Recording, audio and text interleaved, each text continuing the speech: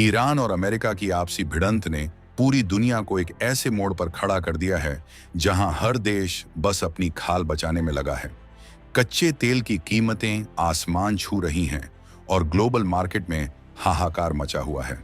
दुनिया की बड़ी बड़ी अर्थव्यवस्थाएं इस वक्त घुटनों पर हैं क्योंकि सप्लाई चेन पूरी तरह चरमरा चुकी है।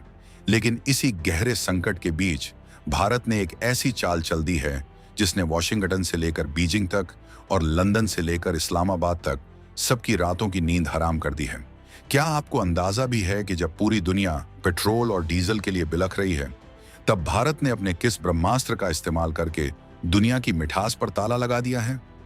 आखिर क्या वजह है कि भारत सरकार ने अचानक आधी रात को एक ऐसा नोटिफिकेशन जारी किया जिसने इंटरनेशनल मार्केट में खलबली मचा दी? क्या अब भारत भी पश्चिमी देशों को जैसे को तैसा वाला जवाब देने का प्लान बना डाला है? भारत को अगर तेल नहीं मिला तो भारत अपने सबसे ज्यादा बिकने वाले सामानों पर ठोकने जा रहा है बैन। चलिए समझते हैं कि भारत के एक फैसले से कैसे मच गया दुनिया में हड़कंप। आज की ये खबर देखने के बाद आपको समझ आएगा कि 2026 का ये नया भारत कितना ज्यादा पावरफुल हो चुका है और ग्लोबल दादागिरी दिखाने वाले देशों को उनकी औकात कैसे याद दिलाई जाती है। ईरान और अमेरिका की जंग के बाद जब भारत की तेल व्यवस्था पर खतरा मंडराया तो प्रधानमंत्री मोदी ने साफ कर दिया कि अगर हमारे देश की एनर्जी सिक्योरिटी के साथ खिलवाड़ होगा तो भारत भी चुप नहीं बैठेगा। भारत ने उस चीज के एक्सपोर्ट पर बैन लगा दिया है जिसमें हम दुनिया में दूसरे नंबर पर आते हैं। यह फैसला कोई मामूली फैसला नहीं है, बल्कि ये एक सीधा संदेश है कि अब भारत अपनी शर्तों पर दुनिया चलाएगा। अगर हमारी सप्लाई चेन प्रभावित हुई तो हम भी दुनिया की रसद रोक सकते हैं। असल में ये पूरी कहानी शुरू होती है 13 मई 2026 की उस तारीख से, जब भारत के directorate general of foreign trade यानी डीजीएफटी ने एक सनसनीखेज नोटिफिकेशन जारी किया। इस सरकारी कागज ने यह साफ कर दिया कि भारत अब दुनिया को चीनी या शुगर नहीं खिलाएगा। सरकार ने चीनी के निर्यात यानी एक्सपोर्ट पर तत्काल प्रभाव से पूरी तरह पाबंदी लगा दी है। ये पाबंदी कोई 2-4 दिन के लिए नहीं, बल्कि 30 सितंबर 2026 तक के लिए लगाई गई है। अब आप सोच रहे होंगे कि चीनी ही तो है, इससे क्या फर्क पड़ेगा? तो जनाब, असल खेल यहीं से शुरू होता है। भारत दुनिया का दूसरा सबसे बड़ा चीनी उत्पादक देश है और जब भारत जैसा दिग्गज सप्लाई बंद करता है तो पूरी दुनिया के किचन का बजट बिगड़ जाता है। डीजीएफटी के महानिदेशक लव अग्रवाल की तरफ से जारी आदेश में साफ लिखा है कि चीनी की एक्सपोर्ट पॉलिसी को रिस्ट्रिक्टेड यानी प्रतिबंधित से बदलकर अब प्रोहिबिटेड यानी पूर्ण प्रतिबंधित कर दिया गया है। इसका मतलब यह है कि अब कोई भी कंपनी या व्यापारी सरकार की मर्जी के बिना 1 किलो चीनी भी देश से बाहर नहीं भेज सकता। इसमें कच्ची चीनी यानी रॉ शुगर, सफेद चीनी और रिफाइंड चीनी तीनों ही कैटेगरी पर ताला जड़ दिया गया है। भारत ने यह फैसला तब लिया है जब दुनिया पहले से ही ईरान और अमेरिका की जंग की वजह से महंगाई की आग में जल रही है। लेकिन रुकिए, मोदी सरकार ने यहां भी एक मास्टर स्ट्रोक खेला है। इस पाबंदी से यूरोपियन यूनियन और अमेरिका को थोड़ी राहत दी गई है। उनके लिए CLX और TRQ कोटा के तहत एक फिक्स मात्रा में निर्यात जारी रहेगा। अब आप सोचेंगे कि ऐसा क्यों? क्या भारत अमेरिका से डर गया? बिल्कुल नहीं, ये कूटनीति है। भारत ने दुनिया को दिखा दिया है कि जो हमारे साथ खड़ा होगा उसके लिए दरवाजे खुले रहेंगे, लेकिन जो हमारे हितों को चोट पहुंचाएगा उसके लिए भारत अपनी तिजोरी के ताले बंद कर लेगा। साथ ही जो शिपमेंट्स पहले ही बंदरगाहों पर पहुंच चुके हैं या जिनके शिपिंग बिल बन चुके हैं, उन्हें छूट दी गई है ताकि भारत की ग्लोबल साख खराब न हो। अब बात करते हैं उस सबसे बड़े सवाल की कि आखिर भारत ने यह कदम अचानक क्यों उठाया। इसके पीछे का सबसे बड़ा कारण है भारत की अपनी जनता और भारत की इकोनॉमी। ईरान जंग की वजह से कच्चे तेल की सप्लाई में जो रुकावट आई है, उससे भारत में महंगाई बढ़ने का खतरा पैदा हो गया था। सरकार ने पहले ही देशवासियों को अलर्ट कर दिया था कि आने वाला 1 साल मुश्किल भरा हो सकता है। सोना कम खरीदें, पेट्रोल डीजल बचाएं और फिजूल खर्ची कम करें। लेकिन सिर्फ जनता को बोलने से काम नहीं चलता, सरकार को खुद भी कड़े फैसले लेने पड़ते हैं। भारत के पास इस वक्त गन्ने का जो भंडार है, सरकार उसका इस्तेमाल अब केवल चीनी बनाने के लिए नहीं, बल्कि इथेनॉल बनाने के लिए करना चाहती है। आप जानते ही होंगे कि पेट्रोल में इथेनॉल मिलाकर भारत अपनी तेल की निर्भरता को कम कर रहा है। जब दुनिया में तेल का संकट है तब भारत अपने गन्ने के रस से इथेनॉल बनाएगा ताकि हमारे देश की गाड़ियां रुके नहीं। ये मोदी सरकार की वो दूरगामी सोच है जिसने पश्चिमी देशों की अक्ल ठिकाने लगा दी है। अगर भारत अपनी चीनी बाहर नहीं भेजेगा तो दुनिया में चीनी की कीमतें रॉकेट बन जाएंगी। पाकिस्तान जैसे देश जो पहले से ही दाने दाने को मोहताज हैं, उनके लिए तो ये फैसला किसी बड़े झटके से कम नहीं है। चीन जो भारी मात्रा में भारत से चीनी और एग्री प्रोडक्ट्स खरीदता है, उसे भी अब ग्लोबल मार्केट में महंगे दामों पर चीनी ढूंढनी पड़ेगी। चीन और पाकिस्तान के लिए तो ये मुसीबत है ही, लेकिन असल दर्द पश्चिमी देशों को होने वाला है। भारत ने साफ कर दिया है कि हमारी खाद्य सुरक्षा यानी फूड सिक्योरिटी हमारे लिए सबसे पहले है। अगर देश के अंदर चीनी के दाम बढ़े तो इसका असर आम आदमी की जेब पर पड़ेगा और सरकार ऐसा कभी नहीं होने देगी। इसीलिए 2026 तक के लिए ये मजबूत घेराबंदी कर दी गई है। भारत ने यह भी स्पष्ट किया है कि अगर किसी मित्र देश को बहुत ज्यादा जरूरत है और वहां खाने का संकट है तो सरकार से सरकार यानी G2G डील के तहत विचार किया जा सकता है। यानी अब आपको भारत के सामने हाथ जोड़कर आना होगा, तभी आपको भारत के खेतों की पैदावार मिलेगी। इस फैसले के पीछे का एक और गहरा राज है भारत का बदलता हुआ तेवर।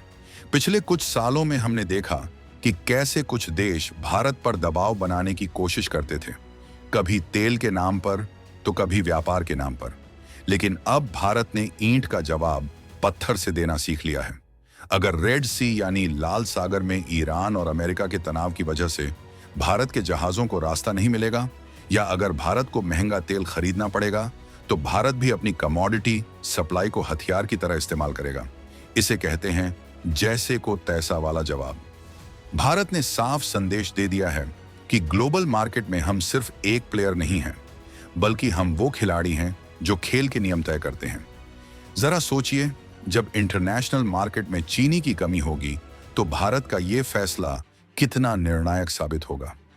भारत के इस कदम से ब्राजील जैसे देशों पर दबाव बढ़ेगा, लेकिन वो अकेले पूरी दुनिया की मांग पूरी नहीं कर सकते। नतीजा ये होगा कि जो देश भारत को आंखें दिखाते थे, अब उन्हें भारत की अहमियत समझ आएगी। मोदी सरकार ने 13 मई 2026 को जो नोटिफिकेशन जारी किया, उसमें एडवांस ऑथराइजेशन स्कीम यानी AAS का भी जिक्र है। इसके तहत कुछ विशेष परिस्थितियों में छूट दी गई है, लेकिन उसकी निगरानी इतनी सख्त है कि परिंदा भी पर नहीं मार सकता। भारत की इस घेराबंदी ने ग्लोबल ट्रेड पंडितों को यह सोचने पर मजबूर कर दिया है कि अगला नंबर किसका होगा। क्या भारत अब चावल या गेहूं पर भी कुछ ऐसा ही बड़ा फैसला लेने वाला है? यहाँ एक और दिलचस्प बात यह है कि भारत ने अपनी आंतरिक व्यवस्था को सुधारने के लिए यह कदम उठाया है। गन्ने के किसानों को समय पर पैसा मिले और चीनी मिले, घाटे में न जाएं, इसके लिए घरेलू बाजार में कीमतों का स्थिर होना बहुत जरूरी है। जब एक्सपोर्ट पर बैन लगता है तो देश के अंदर सप्लाई बढ़ जाती है, जिससे कीमतें कंट्रोल में रहती हैं। 2026 का चुनाव और देश की आर्थिक स्थिति को देखते हुए ये एक मास्टर स्ट्रोक है। लोग अक्सर सोचते हैं कि सरकारें अचानक फैसले लेती हैं, लेकिन इस फैसले की पटकथा बहुत पहले ही लिख दी गई थी। जैसे ही ईरान और अमेरिका का तनाव बढ़ा, भारत ने अपनी रणनीति बदल ली। भारत की इस पावर मूव से सबसे ज्यादा खलबली उन देशों में है जो भारत के साथ व्यापारिक युद्ध छेड़ने की कोशिश कर रहे थे। आज जब हम ये वीडियो देख रहे हैं तो लंदन के कमोडिटी एक्सचेंज में चीनी के दाम बढ़ने शुरू हो चुके हैं। ये भारत का प्रताप है। हम वो देश हैं जो पूरी दुनिया को पालने की ताकत रखते हैं, लेकिन अगर कोई हमारी संप्रभुता और हमारी जरूरतों को नजरअंदाज करेगा तो भारत अपनी ताकत दिखाने से पीछे नहीं हटेगा। इस फैसले ने एक बात और साफ कर दी है कि भारत की विदेश नीति अब डिफेंसिव नहीं, बल्कि पूरी तरह से प्रोएक्टिव और अग्रेसिव हो चुकी है। जो लोग ये कहते थे कि भारत ग्लोबल सप्लाई चेन में चीन का मुकाबला नहीं कर सकता, उन्हें आज ये आंख टेढ़े देखने चाहिए। भारत चीनी उत्पादन में दुनिया का पावर हाउस है। हमारी मिट्टी जो सोना उगलती है, उसकी मिठास के बिना दुनिया का काम नहीं चल सकता। मोदी सरकार ने इस पाबंदी को 30 सितंबर 2026 तक खींचकर यह बता दिया है कि हम लंबी रेस के घोड़े हैं। हम शॉर्ट टर्म फायदे के लिए अपने देश की जनता का नुकसान नहीं करेंगे।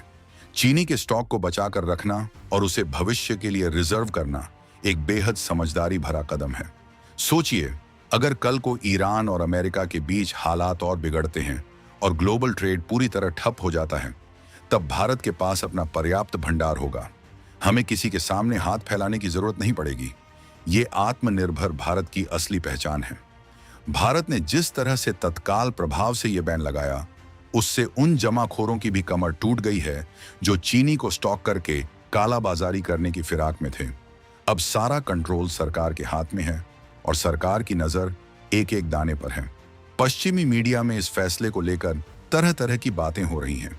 कोई इसे फूड नेशनलिज्म कह रहा है तो कोई इसे भारत की दादागिरी। लेकिन हमें इस बात से कोई फर्क नहीं पड़ता। जब अमेरिका अपने हितों के लिए दूसरे देशों पर प्रतिबंध लगाता है, तब वो नियम सही होते हैं। तो फिर जब भारत अपने नागरिकों की थाली और अपनी इकोनॉमी को बचाने के लिए फैसला लेता है, तो दुनिया को मिर्ची क्यों लगती है? भारत का यह फैसला हर उस भारतीय के लिए गर्व की बात है जो अपने देश को एक ग्लोबल लीडर के रूप में देखना चाहता है। इस पूरी स्क्रिप्ट में जो सबसे महत्वपूर्ण बात है, वो है भारत की टाइमिंग। मई 2026 का महीना, जब दुनिया में गर्मी के साथ साथ युद्ध की तपिश भी बढ़ रही है, तब भारत ने यह ठंडा लेकिन असरदार फैसला लिया।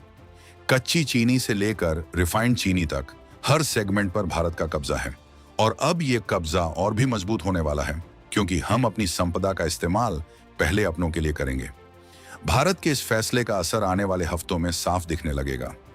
बिस्किट बनाने वाली कंपनियों से लेकर कोल्ड ड्रिंक बनाने वाली ग्लोबल जायंट्स तक सबको अब अपनी रणनीति बदलनी होगी। उन्हें समझ आ गया है कि भारत अब वो पुराना देश नहीं रहा जिसे कोई भी दबा सके। भारत की ये रणनीतिक बढ़त और भी साफ होती जाएगी। तेल के बदले चीनी या तकनीक के बदले अनाज, ये नए जमाने की बार्टर सिस्टम जैसी कूटनीति है। भारत ने आज दुनिया को अपनी उंगलियों पर नचाने का इंतजाम कर दिया है। क्या आपको लगता है कि भारत को ऐसे और भी कड़े फैसले लेने चाहिए? क्या भारत को अपनी अन्य प्रमुख वस्तुओं के एक्सपोर्ट पर भी इसी तरह की पाबंदी लगानी चाहिए, ताकि दुनिया को भारत की असली कीमत समझ आए? भारत के इस ऐतिहासिक कदम पर आपका क्या सोचना है? क्या आपको गर्व महसूस हो रहा है कि आज भारत दुनिया की महाशक्तियों को अपनी शर्तों पर झुका रहा है? अपनी राय कमेंट बॉक्स में जरूर दें।